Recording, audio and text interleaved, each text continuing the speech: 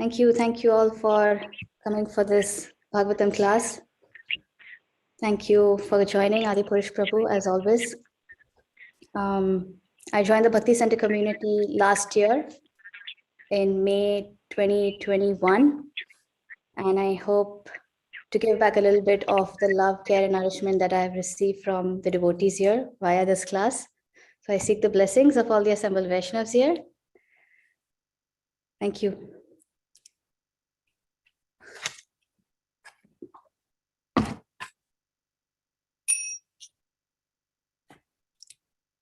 Jaya Radha Madhava Kunja Bihari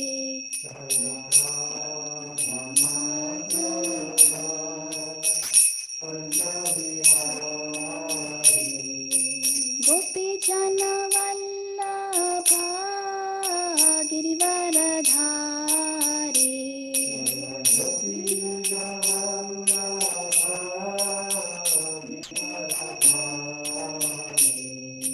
Gopi Jana Vallabha Girivaradhari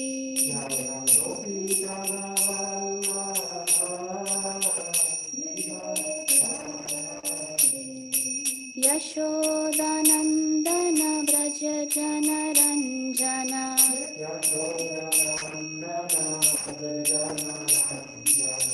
Yamuna Tira Vanachari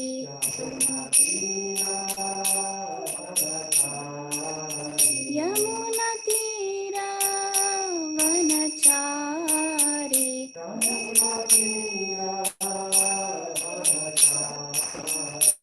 Jaya Radha Madhava Kunja Bihari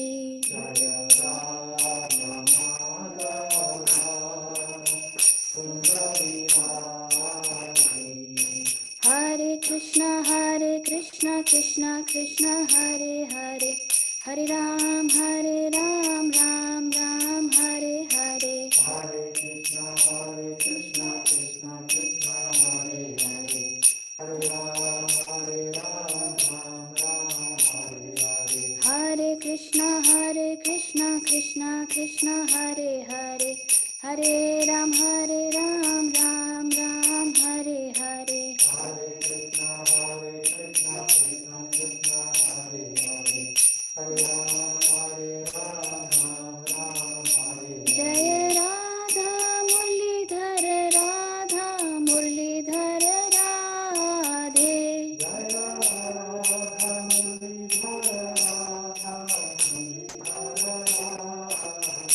Jaya Gaura Chandra Jaya Gaura Chandra Jaya Gaura Chandra Jaya Gaura Chandra Jaya Gaura Chandra Jaya Gaura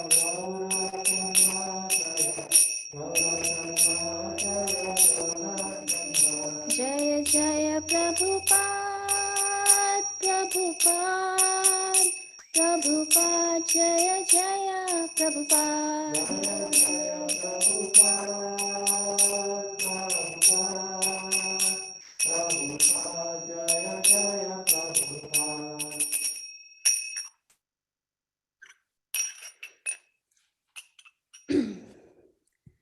So our verse for today is Srimad Bhagavatam, Canto 10, Chapter 1, verse number 8.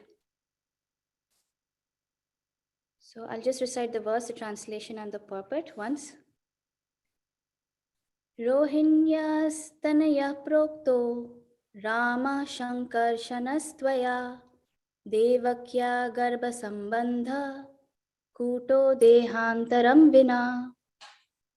Translation. My dear Shukdev Goswami, you have already explained that Shankarshan, who belongs to the second quadruple, appeared as the son of Rohini named Balram. If Balram was not transferred from one body to another, how is it possible that he was first in the womb of Devaki and then in the womb of Rohini? Kindly explain this to me. Purport by His Divine Grace A.C. Bhaktivedanta Swami Srila Prabhupada. Here is a question particularly directed at understanding Balram, who is Shankarshan himself. Balram is well known as the son of Rohini, and yet it is also known that he was the son of Devaki. Parikshit Maharaj wanted to understand the mystery of Balram's being the son of both Devaki and Rohini.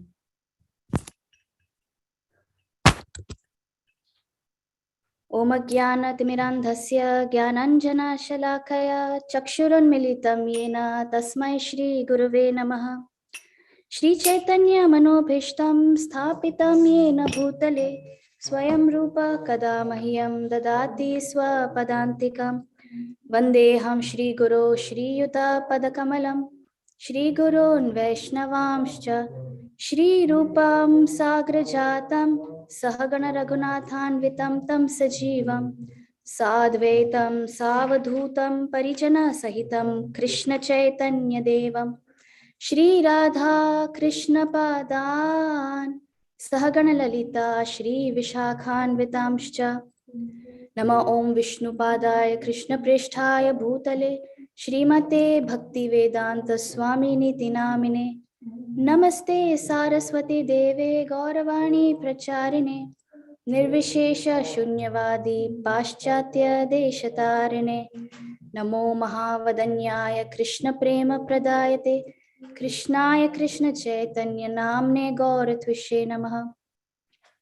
He Krishna Karuna Sindhu Deenabandhu Jagatpate Gopesha Gopika Kanta Radha Kanta Namostate Tapta Kanchana Gaurangi Radhe Vrindavaneshwari Vrishabhanu Sute Devi Pranamami Hari Priye Vancha Kalpatarubhyascha Kripa Sindhu Bhevacha Patitanam Pavanebhyo Vaishnavebhyo Namo Namaha. Jai Shri Krishna Chaitanya Prabhu Nityananda Shri Advaita Gadadhara Shrivasadi Gaura Bhakta Vrinda Hare Krishna Krishna Krishna Hare Hare Hare Rama Rama Rama Hare Hare.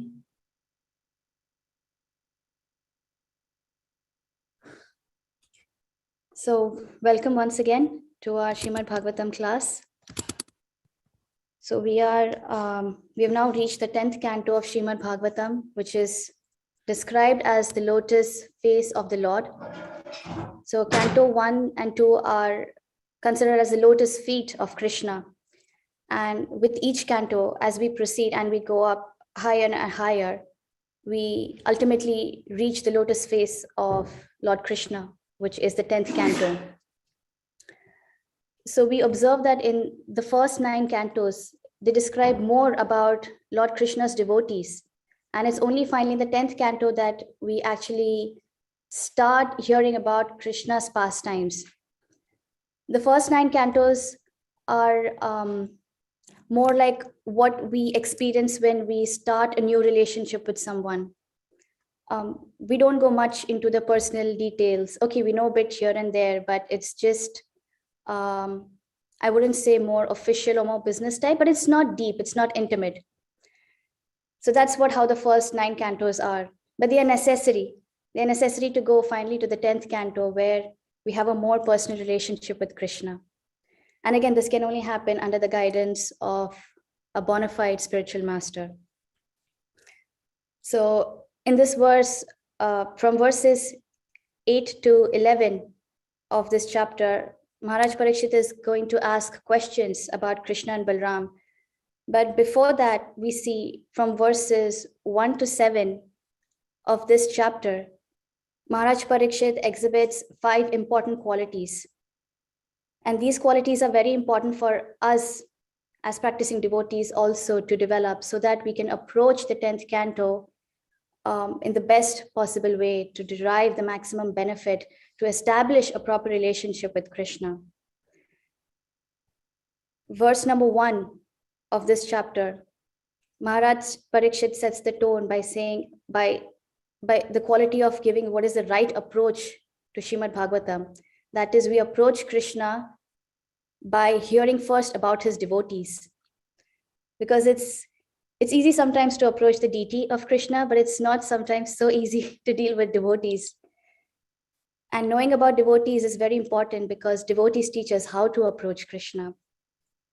In the first 9 cantos, we see so many devotees have been described, so many exalted devotees like Narada Muni, the Pandavas. Then later on, we have Dhruv Maharaj in Canto 4, and then we have Prahlad Maharaj, Bali Maharaj, Gajendra, so many wonderful devotees. In verse number 2, we hear about this quality of non-judgmentalism, of not coming to any conclusions soon. Wait till the time, ask questions properly, and get the right answers from the right sources, and give the benefit of doubt. Don't jump to a conclusion so soon. Verse number 3, we see his quality of his taste for hearing about Krishna from start to end. He doesn't want to miss a single important event in the life of Lord Krishna. Verse number 4 speaks about the quality of eagerness to hear about Krishna. When there are so many other topics we could be hearing about in the newspapers, books, etc., so much of mundane literature is out there, but he's specifically wanting to hear about Krishna because he's about to leave this world. So he's eager to hear about Krishna. And in the verse that we heard yesterday, verses 5 to 7, we hear about the quality of gratitude that Krishna has. He's so thankful to Krishna for always saving him, for saving his family. So these 5 qualities of approaching Krishna through his devotees, of non-judgmentalism, taste for hearing Krishna Katha, eagerness to hear about Krishna, and having a mood and a feeling of gratitude when we approach Krishna. These are the qualities that we aspire for, that we are supposed to try to develop with time when we approach the 10th canto. So in this verse, we see that there are 3 important personalities mentioned in this. We have the very first word, which is there, Rohini, then Devaki, and then we have Lord Balram. So in the verses that are going to come in the future, we are already going to hear to some extent about Mother Devaki and Lord Balram. So I would want to speak just a little bit about Mother Rohini, because we don't get to hear so much about her in general. So I just want to very briefly speak just a very little bit about her, what I've heard from my spiritual masters, from Srila Prabhupada. So amongst the principal wives of Vasudev, Mother Rohini is one of them. Vasudev is the father of Lord Krishna, and Mother Rohini was one of them, his wives. And Mother Rohini has a very special position, actually. We see that she's a Yadu as well as she's a Gopi. Why is she a Gopi? Because she spent a lot of her time in Vrindavan. Once Kamsa had imprisoned Devaki and Vasudev, in order to safeguard Mother Rohini, Vasudev had sent her to Vrindavan under the able guidance and care of Nanda Maharaj. So she's a Gopi, and being the wife of Vasudev, she's also a Yadu. So you see, in the whole life of Krishna, there are only 2 personalities who are there with him right from the time of his appearance till the time of his disappearance. And they are Lord Balram and Mother Rohini. Just these 2 personalities. All the other gopis remain in Vrindavan. But Mother Rohini, she was allowed to stay even at Dwarka with Krishna, because she's the wife of Vasudev. She is the mother of Balram. And more than anyone else, Mother Rohini is the one who could understand the intense feeling of separation that the Vrajvasis felt. Mother Rohini, basically, she knew all the pastimes of Krishna and Balram at Vraj. She knew how the gopis would go mad when they would not be able to find Krishna, when he would go out to graze the cows, when he would be out the whole day. And so she knows exactly what the Vrajvasis feel when even for a moment they are away from Krishna. And she's very attached to Krishna and Balram, not just because she's a mother, but because she's a devotee. And this is her quality. This is her beauty in one sense. Mother Devaki had to suffer the loss of all of her children in order to serve Krishna. And even Mother Yashoda, she lamented for 100 years in separation from Krishna. But just look at the unique position of Mother Rohini. She was able to be with Krishna at all times. And yet, she considered this as such a deep privilege because she empathized with the Brajvasis. She never thought that, oh, Krishna and Balram, when they were small, they were in Vrindavan. That was like a different time. We need to move on. That happened when they were childhood. Now they're grown up. Now my Krishna is now Dwarkadhish. We have so many other things to look after. No. In her mind, in her heart, in her soul, she was always thinking about Vrindavan herself. She was always concerned about the Brajvasis, knowing how deep and intense their feelings of separation would be from Krishna. And this is actually a Vrajvasi spirit. This is what the mood of a Vaishnav is supposed to be. We should learn from her. I personally have learned from her that how we always need to think about others, how we can get others closer to Krishna, how we can help them become more Krishna conscious. This is the real Vrajvasi spirit. This is, and plus how to get them even closer to our Guru, ultimately, to Srila Prabhupada, to the lotus feet of Prabhupada. This is a Vrajvasi spirit. This is a Vaishnav spirit. And in this regard, there is a very nice pastime which is mentioned in the Skanda Puran, in the Utkal Khanda of Skanda Puran, that the wives of Lord Krishna, the Dwarka Mahishis, they were always thinking, why is it that despite us serving Krishna so well, we are literally his maid servants. We ensure that all his desires are fulfilled. We ensure that he's always comfortable. We ensure he's welcomed properly. We take care of his palace so nicely. And yet at the end of the day, when he sleeps, he's dreaming and he's thinking about Vrindavan. He's thinking about the gopis. He's thinking about Yashoda. He's thinking about Radha. Why is it? What is there? Is there something lacking in us?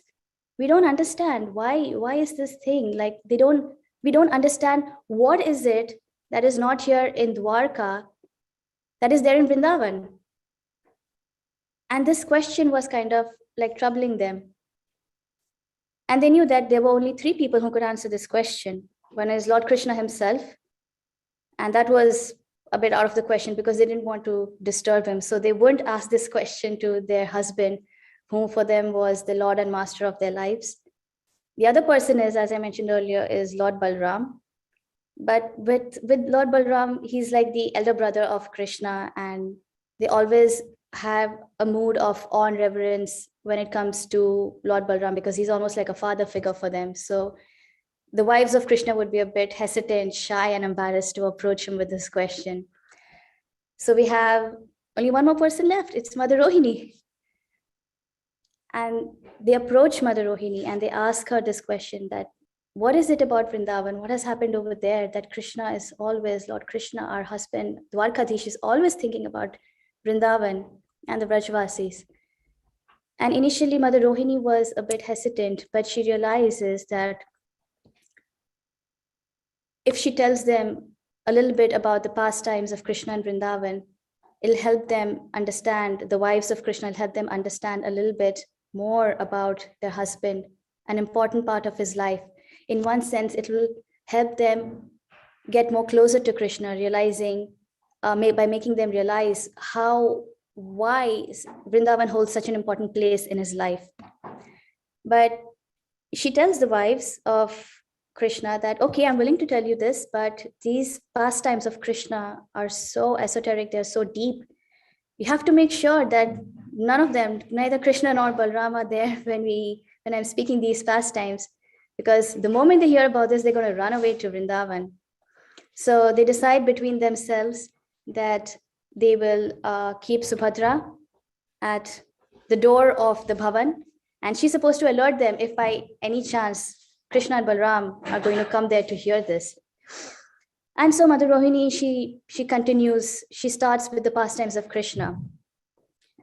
And she speaks with such devotion, such intense emotion, that Krishna and Balram are automatically drawn to this Vraj Katha emanating from an eternal associate of theirs, Mother Rohini. So they are drawn to this place where this pure Krishna Katha is going on. And they come to the Bhavan where Mother Rohini is speaking these pastimes. And well, Subhadra is supposed to be telling Mother Rohini to, okay, stop. My brothers Krishna and Balram are here. But she herself is eager to hear about these pastimes of her brother. And so she's hearing. And she kind of like misses that Krishna and Balram have come. So Balram, first he places his ear next to the door and he's wanting to hear, what is it that my sister, my little sister Subhadra, what is she hearing? And at that time, Mother Rohini is describing the wonderful pastimes of the cowherd boys, the pastimes that they had with Krishna and Balram, how the whole day they would be grazing cows, looking after the cows, the various games they played, how they would gather together at Gwalpokra to have their meals and they would be feeding each other, they would be feeding Krishna, about all the different demons that they saw and how they prayed to Krishna, and Krishna always protected them, such intimate and sweet pastimes. And when Lord Balram, when he heard this, he felt so much of separation from his sakhas, from the cowherd boys, that in his mood of ecstasy, in his mood of intense separation, his eyes dilated, his neck and his limbs, they retract within his body. And then beautifully, Mother Rohini, she starts speaking about the pastimes of Nanda Maharaj and Yashoda Maiya and all the other elderly gopis of Vrindavan, how much they love Krishna, how much they would make butter. And they would pray and hope that Krishna would come and steal the butter that they had made with so much of parental affection. And hearing these pastimes emanating from the mouth of Mother Rohini, Subhadra, she loses all her color. She becomes yellow. Her eyes become big, dilated, like huge. And her head and her limbs, they contract within her body. And Krishna seeing this, and he's like, what is it that my brother and sister are hearing, that they are having these ecstatic transformations on them? And so he goes and he starts hearing from the door, what is it, who's speaking, and what is being spoken of over here? And at that time, Mother Rohini starts speaking about the pastimes of the gopis, the cowherd damsels of Vrindavan, the wonderful pastimes that they had, Dan Keli pastimes, the pearl pastimes, so many pastimes we're not even aware of. And definitely I'm not so much aware of them. And Krishna, he feels so much of separation from his gopis that he's Ghanshyam, but he becomes even more black. He becomes completely black, in fact. He's already dark like a monsoon cloud, but he becomes fully black in separation from his devotees. And his eyes become big, and his head, like his brother and sister, it retracts along with his limbs within his body. And this is the form of Jagannath, Baldev, and Subhadra that we worship and adore so much, this wonderful form of Jagannath, Baldev, and Subhadra. No doubt the form of Lord Jagannath is eternal, and we see that when Narad Muni sees this form of Krishna, Balram, and Subhadra, he pleads to the Lord to eternally manifest this form of his in the material world as well, for the benefit of everyone. But at the same time, I would also like to thank Mother Rohini for speaking Vraj Katha with so much emotion, with so much of ecstasy, feeling the intense separation of the Vrajvasis, that she was able to bring about this transformation, these ecstatic transformations from Jagannath, Baldev, and Subhadra. So she's largely instrumental for this. So thankful, greatly thankful to Mother Rohini for this. In this verse, we also hear about Mother Devaki. And again, Mother Devaki is also an eternal associate of Krishna. And we see her mood is also so much about bringing Krishna in this world. She sacrificed so much of herself. She lost all of her first 6 children at the cruel hands of Kamsa. And her 7th child, we know from this verse and from the verses that we will hear ahead, that her 7th child was actually transferred from her womb to the womb of Mother Rohini. But as far as she was concerned, it was a miscarriage. At least her first 6 children, she was able to hold them for a few seconds till Kamsa came and took them.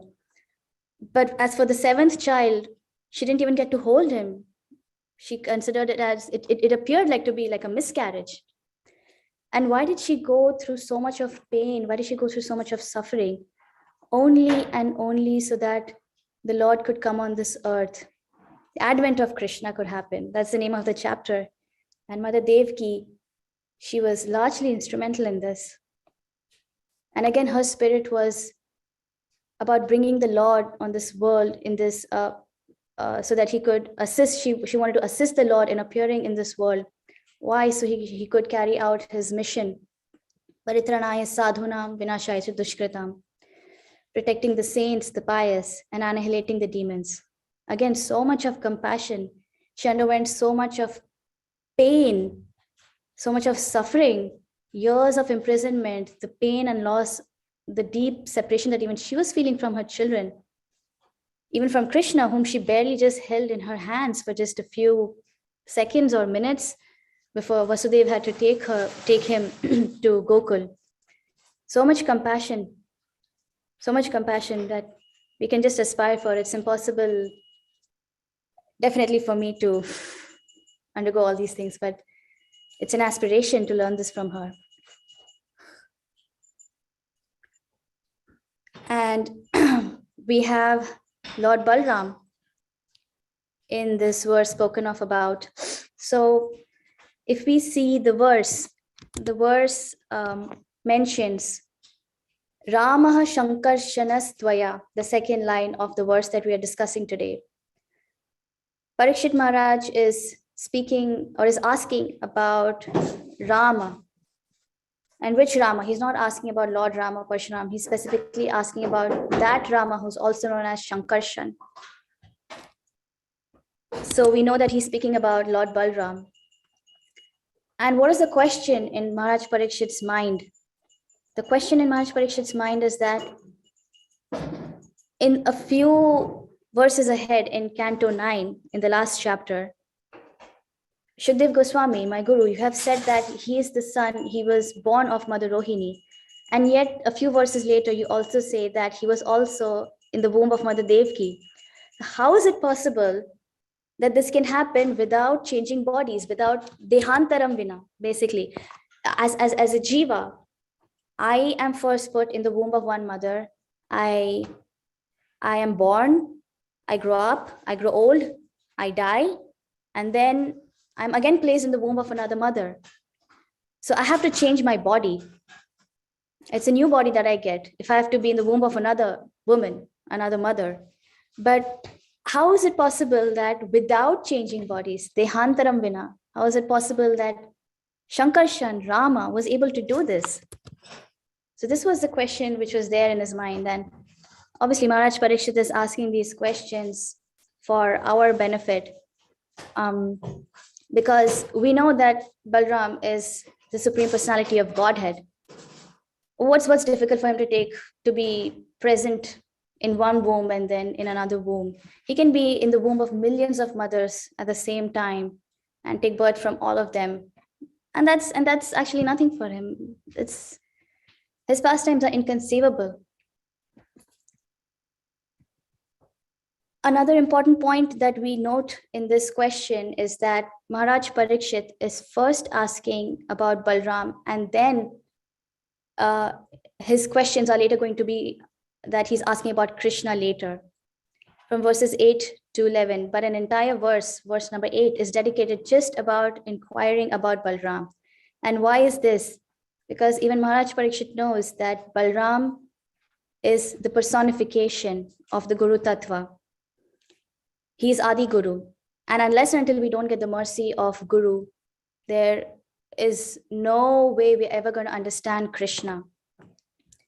We approach Lord Nityanand first to get the mercy of Lord Chaitanya. So in the same way, we have to approach Lord Balram to understand Krishna, to understand his teachings, his instructions, to understand most importantly, who is Krishna.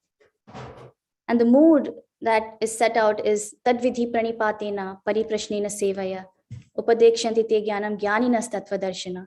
This is the mood that we're supposed to have when we approach Guru, no matter how great a devotee may be, but he will never think that he is beyond the first step. The 6 sons of Marichi became the 6 sons of Devki who were killed by Kamsa. And who are these 6 sons? They were lust, anger, greed, illusion, madness, envy. They were basically the personification of these 6 anarthas, which we have to overcome. And then who was the 7th child in Mother Devki's womb? It was Lord Balram, Shankarshan. And he came there to make Mother Devki's womb completely clean and nice and perfect for the advent of Krishna. This is what Guru does. He sets the scene, he makes everything perfect for the pleasure of Krishna. And then once he had done his work and he was getting attracted to the womb of Mother Rohini, his eternal mother, and after he was transferred from Mother Devki's womb to Mother Rohini's womb, it was only after that that Krishna advented. Krishna appeared in the womb of Mother Devki. Lord Balram serves Krishna in all the rasas. This is his mood. He doesn't want to lose a single opportunity to worship, to serve the Lord of his life. You see, Lord Balram is the Supreme Personality of Godhead himself, but his mood is always that of serving, because this is what the Guru does. This is what the spiritual master does. The spiritual master, who is the personification, who is the representative of Lord Balram in our lives, they show us through their example how to serve Krishna. So in the Shanta Rasa, Lord Balram serves as Krishna's bed, his utensils, his clothes, his various whatever the paraphernalia that he uses, a seat.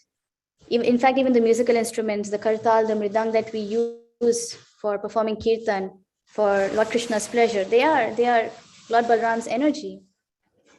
In the form of Lakshman, he displays the dasya bhav.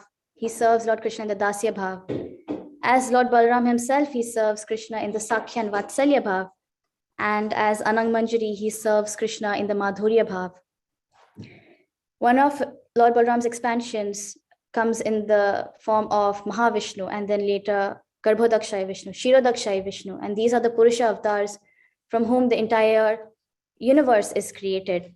So basically, whatever we see around us, Lord Balram, whether it's spiritual world or material world, even in the spiritual world, Balram becomes Vrindavan for the pleasure of Krishna's eternal pastimes. So whatever we see around us, the spiritual world, material world, basically behind everything, it is the energy of Krishna. It is the energy of Lord Balram. Lord Balram carries the plow. And why does he carry a plow? He carries the plow to cleanse our heart. Like before, farmers, they till the land with a plow and then they plant the seed. So in the same way, for the seed of love of Krishna to grow in our heart, it has to be plowed, it has to be cleaned of all the misgivings, of all conditionings, of all anarthas. Specifically, I would just like to very briefly mention the 2 types of, the 2 mentalities in the form of Pralambasur and Dhinukasur that Lord Balram kills in Vrindavan. Through Pralambasur, he is eliminating the desire for honor, prestige, distinction, the lust that we have for the opposite sex. Through Dhenukasur, he's eliminating the ass-like mentality, the ignorance that we as conditioned souls have in this material world, that we have completely forgotten our relationship with Krishna. These types of anarthas, these types of misgivings, this type of ignorance, that is plowed out by the hala or the plow that Lord Balram carries. And he does this through the spiritual master, through the mercy representation, the spiritual master. Yesterday, we observed Makar Sankranti, and Makar Sankranti is actually a very important festival in in the whole of India. It's a festival of joy. The spring is about to come, and we see children and adults. They both eagerly they fly kites, and we have their til laddus, sesame laddus. It's very famous there, and we have a whole congregation of devotees from all over the place, pious people all over the place, or from all over India. They come to Ganga Sagar to take a dip over there. But for the residents of Navadvip, some 500 years back, this was a day when they were crying and crying because Lord Chaitanya accepted sannyas on the day of Makar Sankranti. And in Kali Yuga, generally taking the sannyas order of life is forbidden, but yet Chaitanya Mahaprabhu took this step. He took he made this sacrifice of leaving his wonderful, caring mother, his beautiful, devoted, chaste wife, and he took sannyas only to show compassion on the fallen souls, because there were some souls who just wouldn't listen to him unless he was in a higher order of varnashram. And yet there were some souls who were so fallen, so wretched, that even Lord Chaitanya said that, oh, I don't think I can deal with them. So he entrusted these souls to Lord Nityananda. And who is Lord Nityananda? Lord Nityananda is none other than Lord Balram himself. In fact, he's even more merciful than Lord Balram. And this same Lord Nityananda said that he is going to send his Senapati Bhakt in the future to spread the glories of Lord Chaitanya, to spread the glories of the holy name all over the world. And we know that this prophecy of Lord Nityananda, of Lord Balram, came true in the form of the divine appearance of Srila Prabhupada. Such a great mercy. I personally I consider myself very unfortunate. I was born many years later, after the disappearance of Srila Prabhupada, but we have Srila Prabhupada with us in the form of his books, in the form of his teachings, in the form of his disciples. And it behooves us as his followers to follow in his footsteps, to follow again in this mood of compassion, of sacrificing for the benefit of others. This is what he wants us to do, because this is what's going to please ultimately Krishna. So to briefly summarize, we see through the life and the activities of, first we spoke about Mother Rohini, and then about Mother Devaki, then about Lord Balram, and then finally to our divine grace, Srila Prabhupada. We see that the main idea of a Vaishnav is, the main mood of a Vaishnav is compassion for others, wanting to get others closer to Krishna. This is the Brajvasi spirit. This is a Vaishnav spirit. And before I end the class, I would just like to take this opportunity to pray to His Divine Grace, Srila Prabhupada, pray to these exalted personalities whom I was very fortunate enough to speak very briefly about. Pray to Lord Krishna to give us the strength to walk on this path of bhakti, to attain pure devotional service, to get a taste for Krishna Katha, to get a taste for serving his devotees, to get a taste for having this compassion, this mood of serving and getting everyone to the lotus feet of Srila Prabhupada, to the lotus feet of Guru and Gauranga. So thank you all very much. I will end my class here. If anyone has any questions, any comments, I would really try my best to address them and hear them. Yes, we have Shikshashtak Prabhu. Yes, Hare Krishna. Hare Krishna, thank you very much. There's so many things that I've heard from you about Mother Rohini that I'd never heard before, even though I've read all of Prabhupada's books. But one thing that stood out to me is the mood that she felt for the residents of Vrindavan. she was always thinking of them.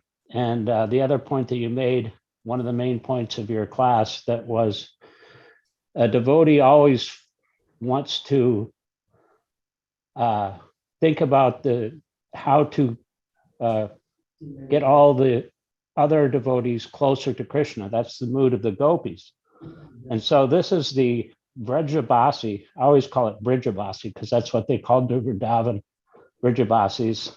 I'm from New Vrindavan. I was initiated there in 1979. But the Brijabasi or Vrajabasi mood of trying to help the other devotees come closer to Krishna. I thought that was a very good primal impetus for preaching. So thank you very much for that. Thank you. Thank you so much. Yes, that's an important spirit I definitely aspire to have. And I know I lack in several aspects of this. I can be we all can be so much self-centered. And this is the way we can get out of this attitude of being self-centered, by somehow or the other getting people to the lotus feet of Krishna. And Krishna, if we pray to Krishna, he gives us the intelligence to do this. We see one very good example that just came to my mind. We see Adipurush Prabhu. He is trying to get souls to the lotus feet of Krishna by giving them prasad. So that's an amazing service. We had a whole month of book distribution that just went by. So this is the way we're giving the words of Srila Prabhupada, glorifying Krishna, the holy name. So we have to pray to Krishna to give us the intelligence, not just the mood, but even the intelligence. We have to pray to Lord Balram for this. Yeah, thank you. Thank you so much. Yes. Okay, let me see if there's anything in the chat. Thank you. Yes, he's Maharaj Parikshit. Krishna Daya Prabhu is saying that yes, he's first. Maharaj Parikshit asked first about Lord Balram, and then he's asking about Krishna. Approach Krishna through the Guru Tattva. Yes, thank you. Thank you, Krishna Daya Prabhu, for bringing out this point again. Thank you, Jamuna Jaya. Thank you so much. I try my best. So, is there any other comments, any other questions? Our heart aches when we hear that these queens of Dwarka were. Why are we not as pleasing to Krishna as the gopis of Vrindavan and the residents of Vrindavan? When we hear that, we go, how do you? What's consoling about that? And we were listening to Vaisheshekhabu talking about how, although people have different stature, different relationships with Krishna, each one of them is complete and full, and they all relish and point. No, these devotees are better than me.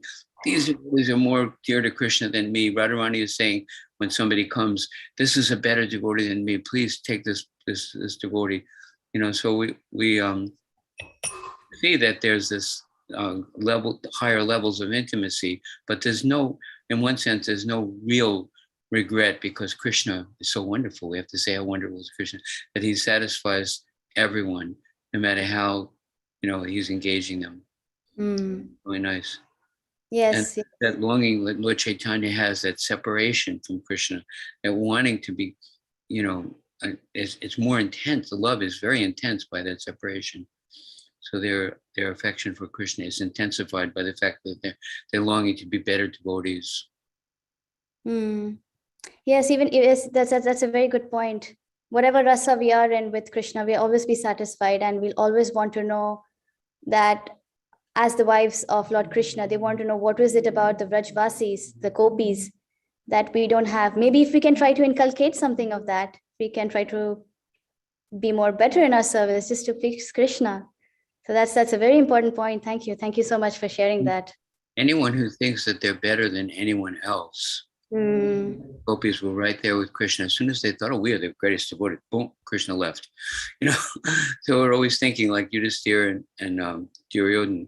They were sent out and they said to Duryodhana, go find somebody better than you. That I can't find anybody better than me. They sent Yudhisthira out, go find somebody who's lower than you. He said, I can't find anybody lower than me. So we're looking at every other devotee and thinking, this one is pleasing Krishna more than me. Yeah. And that's wonderful, you know. When the pride, as soon as that pride comes in, boop, Krishna goes away. You know, so we have to be very careful like that.